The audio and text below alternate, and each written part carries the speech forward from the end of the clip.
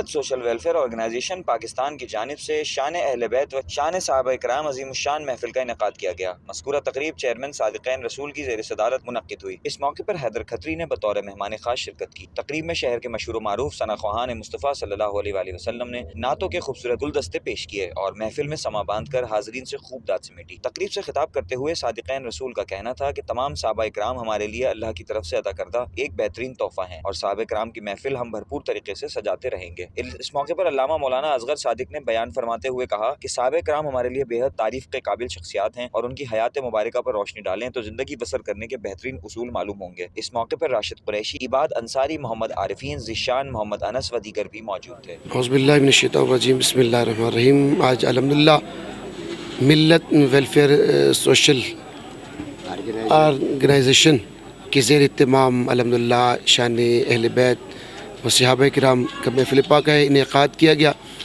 الحمدللہ اس ویلفیئر کا جو ماٹو ہے وہ یہی ہے کہ انسانیت کی خدمت کی جائے۔ جب سے یہ لاک ڈاؤن ہوا ہے تب سے الحمدللہ یہ تمام نوجوان یہ کوشش کر رہے ہیں اور رسالت مآب صلی اللہ علیہ وسلم نے ارشاد فرمایا کہ خیر الناس من ینفع الناس، تم میں بہتر وہ ہے کہ جو لوگوں کو نفع پہنچاتا ہے۔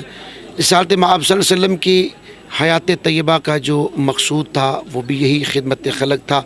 وہ یتیموں بے سہاروں کی انہوں نے وہ خدمت کی۔ الحمدللہ اسی جذبے کو لے کے یہ چل رہے ہیں نوجوان۔ بہت اچھا لگا نوجوانوں کے اندر اس زمانے میں اس دور میں یہ جذبہ ہے۔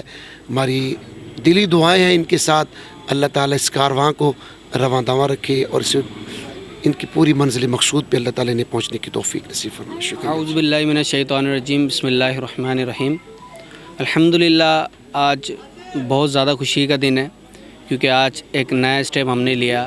محفل اہل بیت، شان اہل بیت و شان صحابہ رضی اللہ تعالیٰ اجمعین کے حوالے سے کاروان ملت جو کہ رواں دواں ہے، ملت سوشل ویلفیئر آرگنائزیشن پاکستان کا ریپریزنٹ چیئرمین ہونے کے توسل سے،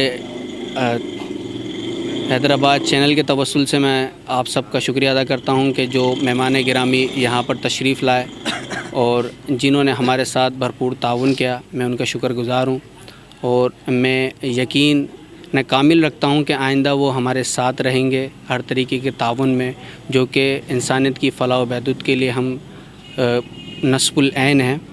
ہمیشہ سے ہمارا اولین ترجیح انسانیت کو بڑھاوا دینا، نہ کہ فرقہ واریت یا لسانی جماعت بننے کا ہمارا یہ قطعی مقصد نہیں۔ ہمارا صرف ایک ہی مقصد ہے کہ آؤ مل کر کام کریں، احساس انسانیت کو عام کریں۔